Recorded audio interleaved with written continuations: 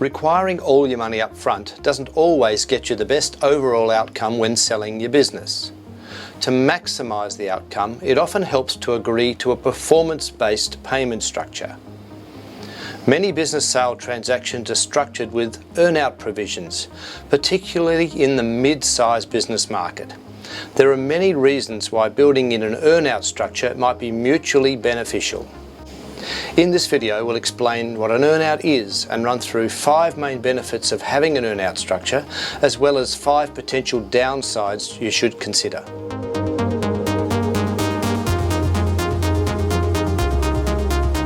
An earnout is the name given to a subsequent part payment or series of payments of the purchase price for the business where the amount of the payment is linked to the future performance of the business. For example, the price may be structured where there's an initial payment on completion and then either one or a series of later payments according to an agreed criteria, which is usually profit related. 5 reasons why an earnout may be mutually beneficial include: 1. It de-risks the overall acquisition for the buyer by moving some of the risk over to the seller. It may overcome some key risk factors such as high dependence on owners, variable past performance, uncertain future performance. This de-risking may mean the upfront payment is enough to get the deal over the line, with an expectation that a further payment or payments will be made as the business continues to perform to expectations. Number 2. An earnout provides a way for business owners to get a higher overall price by being prepared to take on a share of the risk and work with the new owners and share the rewards of their future performance. Number 3. There may be big opportunities ahead that can't be paid for until they happen, so the deal is structured to pay an upfront payment for how the business is performing now and then make further payments as the upside is realised. This creates a win-win outcome. Number 4. It is often the difference between agreeing a deal and not agreeing a deal. It provides an extra buffer or negotiating piece to help bridge the gap between the expectations of the buyer and the seller and binds them together to contribute to the success of the business through and after the change of ownership. Number 5. By contractually binding the buyer and the seller together for a specific period, it often provides the owner with a softer exit than an instant shutout.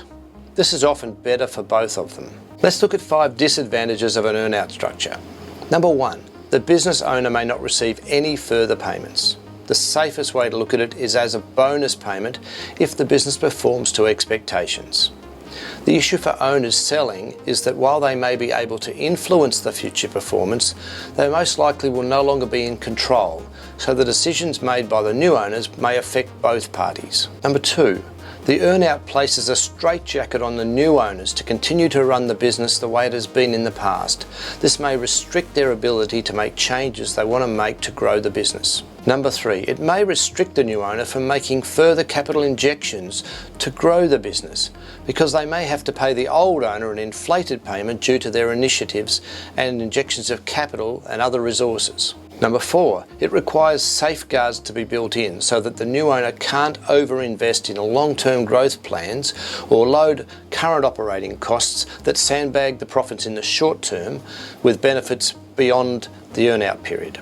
And number 5, which really encapsulates a lot of the other points, earnouts can put the parties into conflict about the decisions to be made during the earnout period, right at the critical time when the new owner needs to have the old owner on board and supportive. This conflict of interest usually is because the seller is focused on the short-term gain, whereas the buyer may be focused on the long-term benefits. Here are some suggestions on how to structure earnouts. Business owners should ensure they get sufficient payment up front so they don't lie awake at night worrying about getting the rest of their money. The earnout should be small enough to be a real bonus if it happens. Make the earnout period as short as possible, unless the future upside is substantial and the outgoing owner wants a share of it. If the reason for the earnout is to de-risk the acquisition due to the high dependence on the outgoing owner, the earnout payments may need to be high enough for the buyer to be comforted by the thought that the outgoing owner will be motivated to receive them. They need to be meaningful.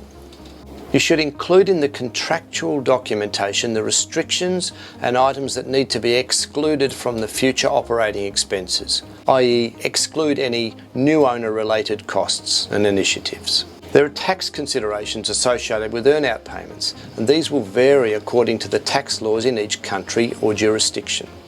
This may affect whether the earnout payments can be treated as capital receipts, i.e. as part of the business price, or as assessable income if the term is outside allowable time limits.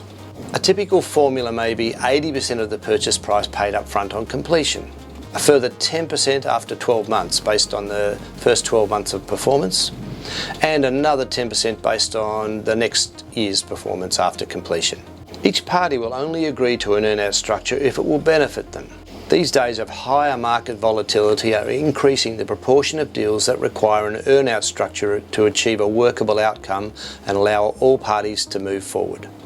I look forward to bringing you more weekly tips on how to sell your business. Bye for now.